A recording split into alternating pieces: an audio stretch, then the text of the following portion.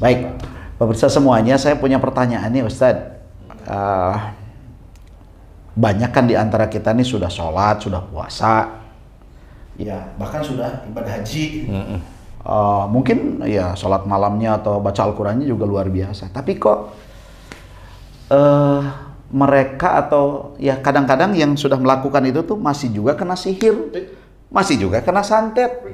Seharusnya kan kalau sudah baca Al-Quran atau sholat, harusnya kan enggak gitu. Harusnya ya. Ya, menurut pikiran manusia ya. Iya, tapi kok kenapa kena? Ini yang jadi pertanyaan saya, Ustaz. Oh gitu. Coba bagaimana tuh, Ustaz? Ya, bismillahirrahmanirrahim. Pertanyaan yang bagus dan ini bisa menjadi ilmu bagi semua saudara-saudara kita. Kenapa seseorang itu bisa terkena sihir? Jadi yang harus difikirkan itu karena sihir atau santet itu terkena seseorang muslim, itu tetap Allah mengizinkan. Itu nomor satu harus diketahui, itu Allah itu mengizinkan. Nah, kalau Allah mengizinkan berarti antara orang yang terkena sihir tersebut dengan Allah berarti ada catatan, khususnya catatan salah dan dosa. Yang itu tidak bisa dilihat oleh mata manusia biasa. Nah, salah dan dosa inilah yang sering dilakukan oleh orang-orang muslim. Ini kalau kita berbicara muslim ya, kalau non muslim nggak terlalu kita bicarakan di sini. Ini yang kita yang muslim, karena ini bisa menjadi acuan kalau dia itu mau mencoba untuk berdoa untuk dirinya sendiri sebenarnya. Jadi kenapa seperti itu? Orang terkena sihir, orang kena sakit apa? Mau sihir jelas, sakit kanker, tumor, skizofrenia, gagal ginjal, apa aja pokoknya kanker, apa penyakit itu tetap ayat yang berlaku pada semua manusia itu wa ma asabakum min musibatin fa bima kasabat aydikum. Apa saja musibah yang kau terima itu disebabkan dari buah tanganmu sendiri. Jadi kalimat Quran ini itu menjadi acuan sebenarnya. Acuan kita untuk memahami, oh saya itu kena sihir itu karena kesalahan dan dosa saya. Oh saya itu kena sakit karena kesalahan dan dosa-dosa saya. Selama orang itu tidak pernah merasa dia melakukan dosa, ya sakitnya tetap aja. Sekalipun sudah sholat.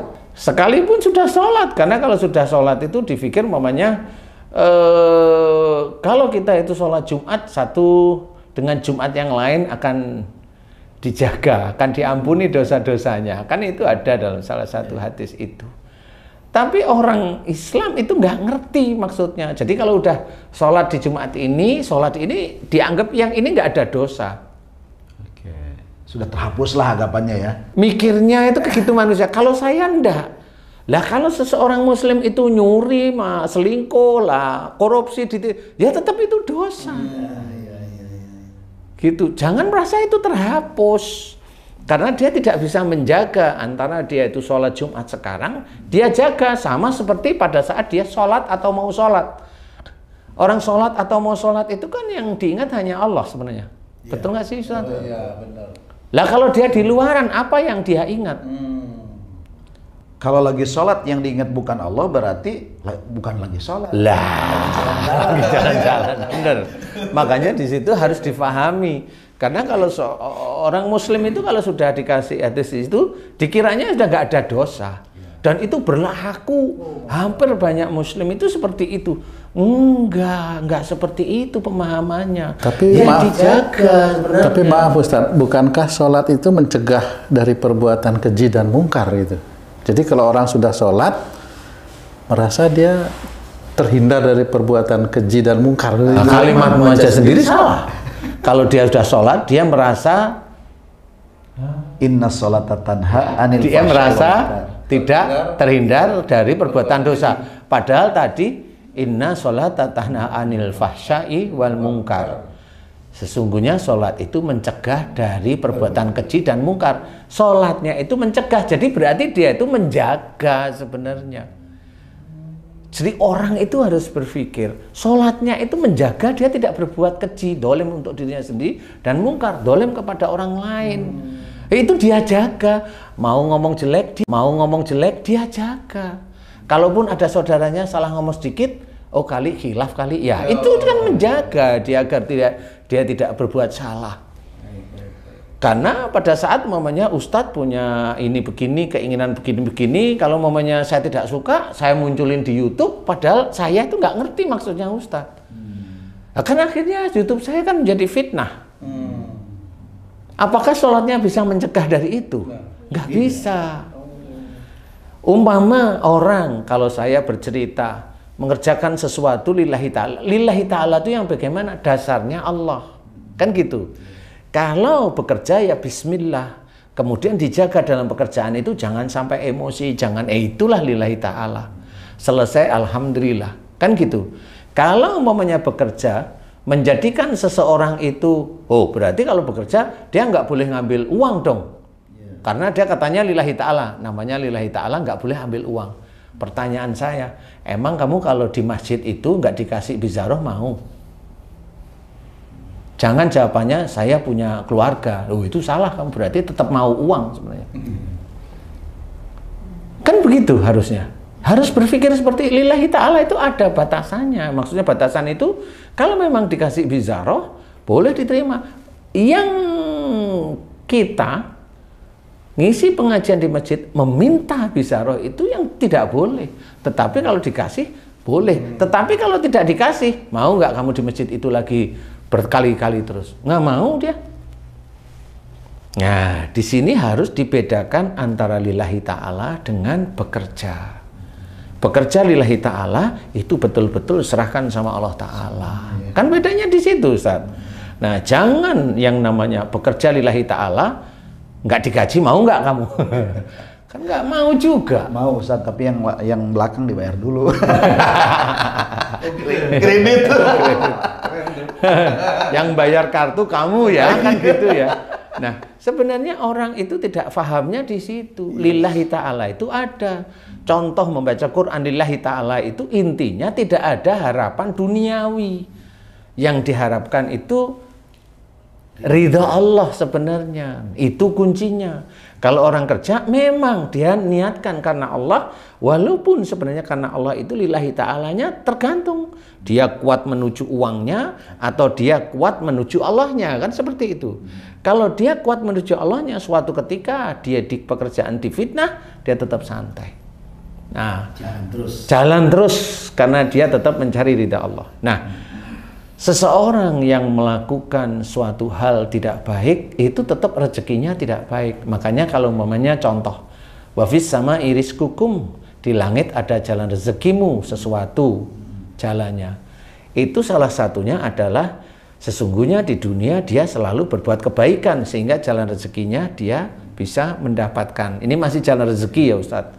Makanya kalau dia akan mendapatkan rezeki kena sihir, dia akan keluar dari garis ini.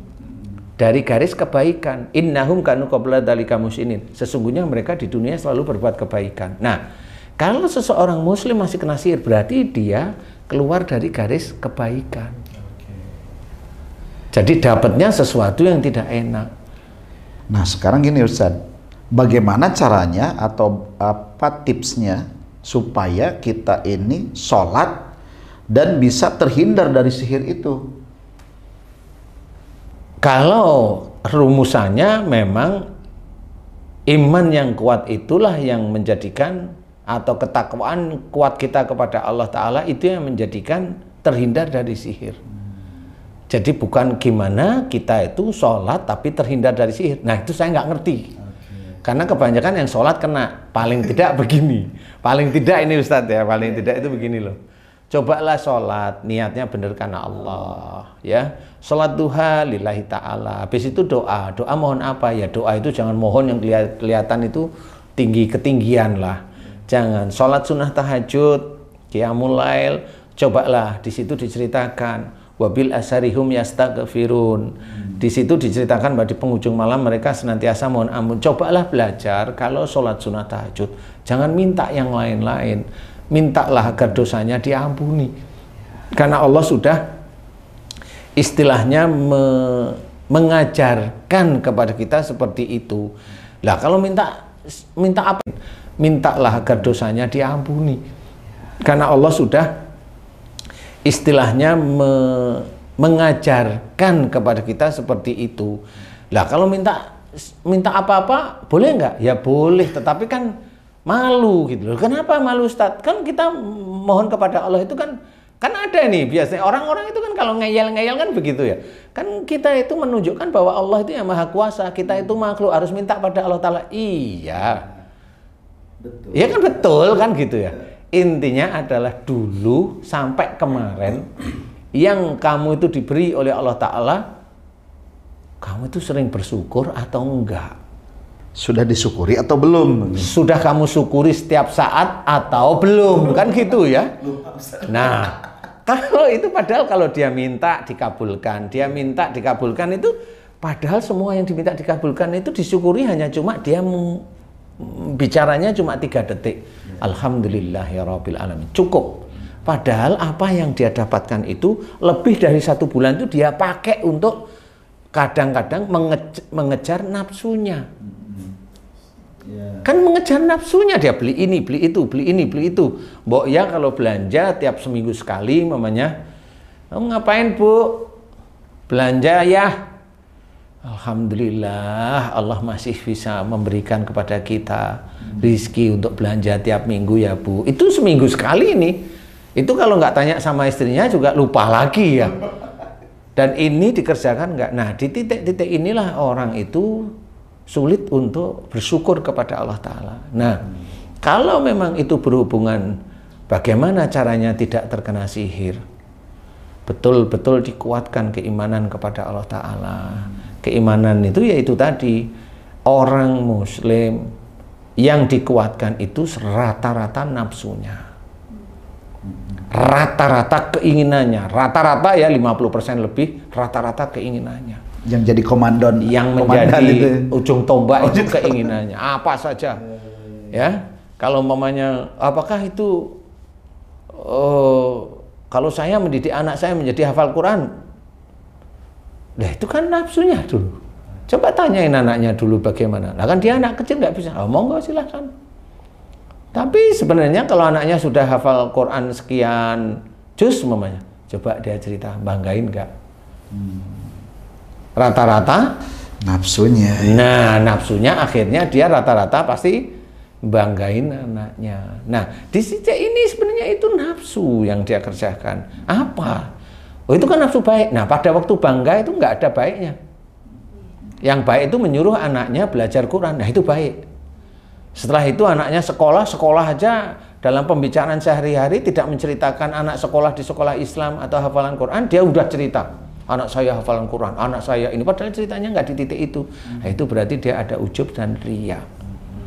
Dan ini akan selesai. Keinginan baik, nafsu dia sendiri yang baik itu akan habis dimakan dengan ujub riya. Nah, di titik inilah kadang-kadang orang muslim itu tidak paham bahwa itu salah di hadapan Allah. Terus-menerus dilakukan. Makanya apalagi dengan amarah.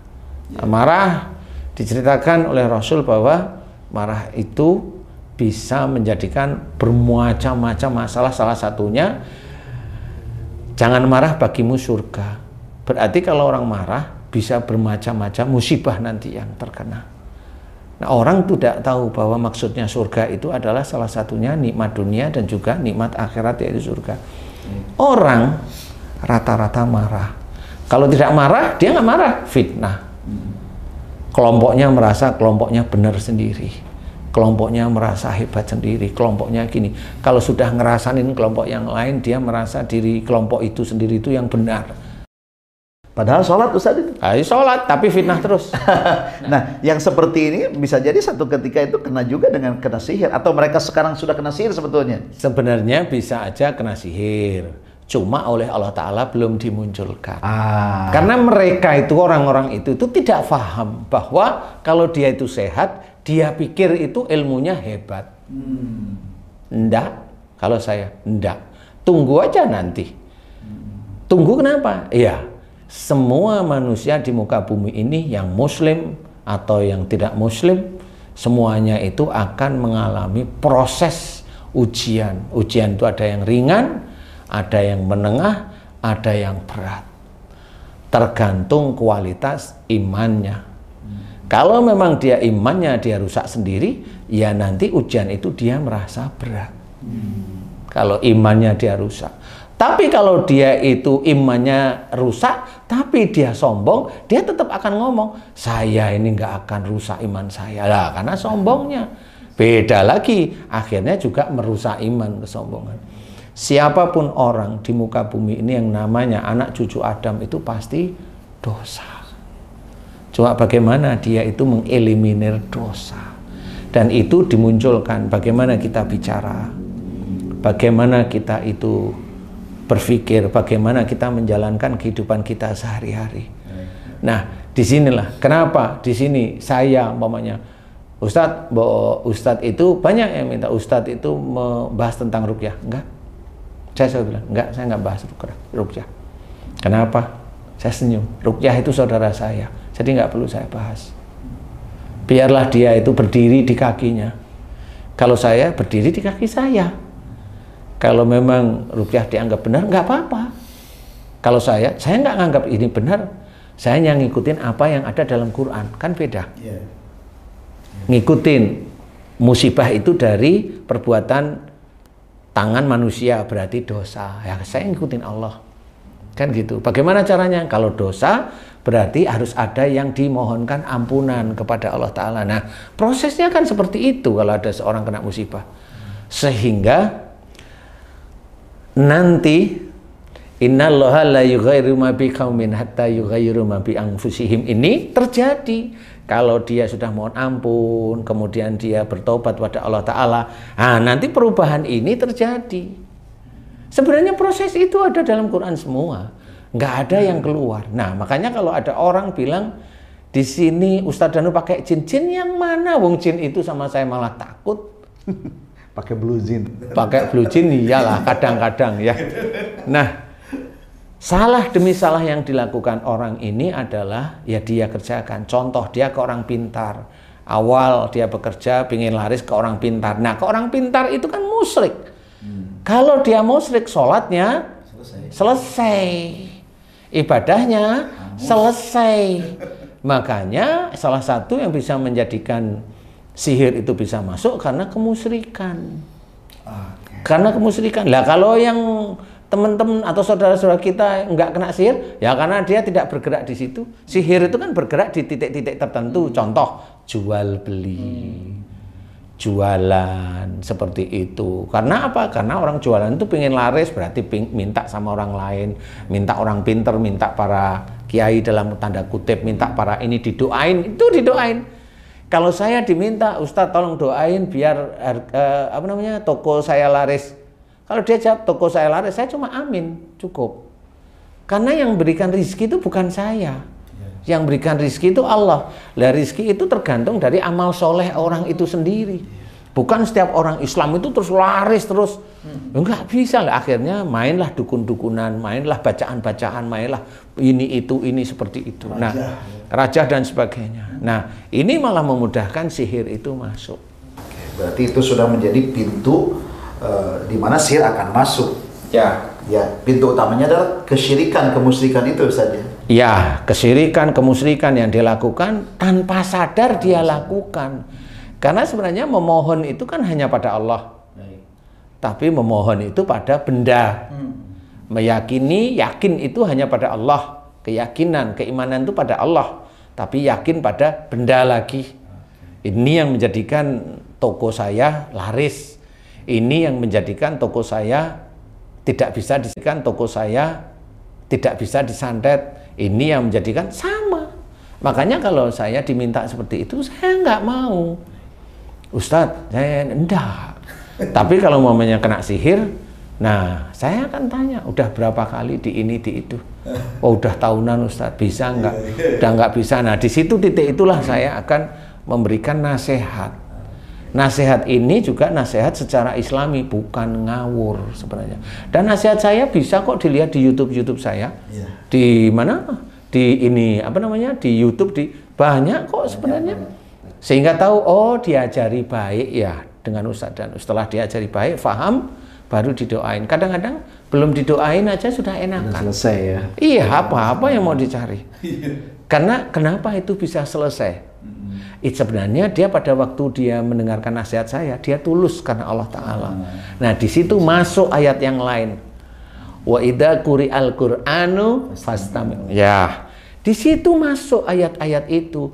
Jika dipendengarkan ayat-ayat Quran, maka dengarkan, perhatikan agar kamu mendapatkan rahmat atau keuntungan. Di situ sudah jelas, dan saya nggak kemana-mana. Kenapa orang mendengarkan nasihat saya? Alhamdulillah diberi kesembuhan sama Allah Ta'ala. Ya karena dia niatnya karena Allah Ta'ala. Nah, sehingga akhirnya orang muslim yang dia sholat, yang dia sudah baca Quran, yang dia sudah puasa di bulan Ramadan, kenapa masih kena sihir? Kadang-kadang di bulan Ramadan kemarin itu dia puasa, sihir itu masih ada. Kenapa masih ada? Beberapa pasien saya di sini, kemarin dari Madura, kemarin lagi dari Belitung, kemarin lagi banyak ya, ini yang saya masih ingat-ingat itu. Itu bertahun-tahun, ada yang tadi itu sakit itu 30 tahun kena sihir.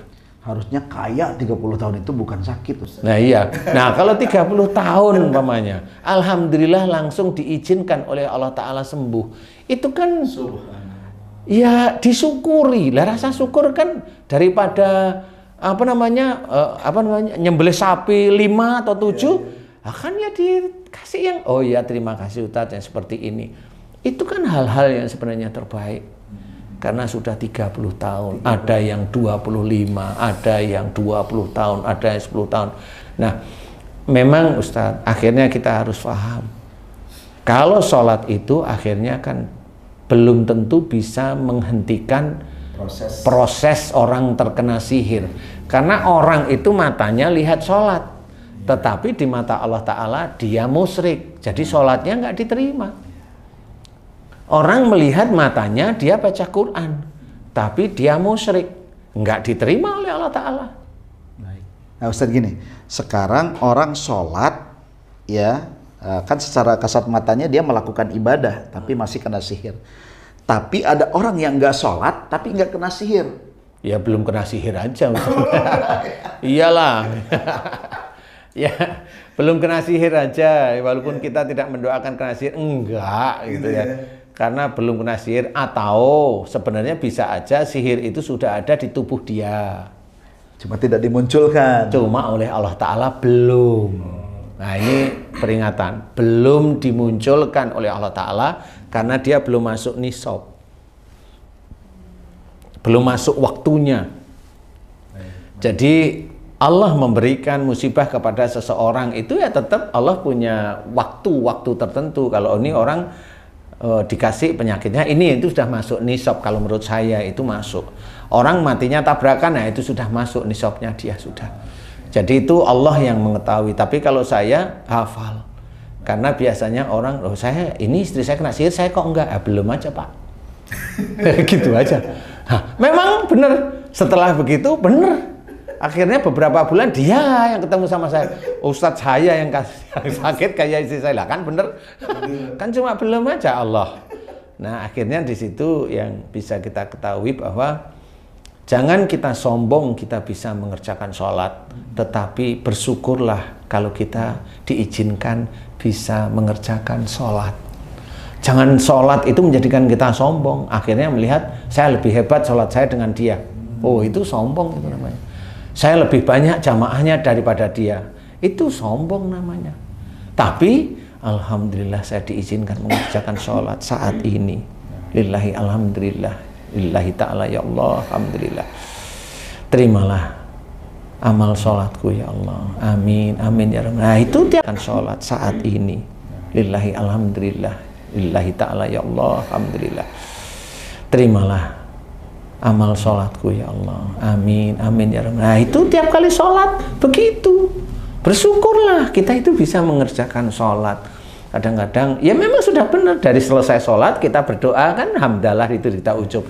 Tapi sebelum selesai kita lepas betul-betul kita itu khusyuk bahwa ya Allah alhamdulillah Kau izinkan aku bisa mengerjakan sholat.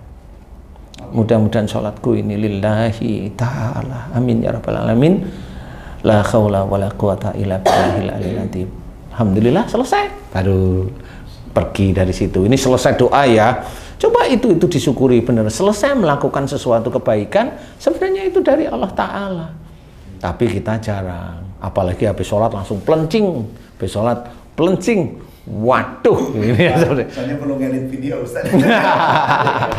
Insya Allah seperti itu Ustaz. Jadi kenapa seorang sudah sholat sudah ini masih kena? Karena masih banyak yang harus kita perbaiki di hadapan Allah. Makanya jangan sampai kita itu sombong dengan ibadah-ibadah kita.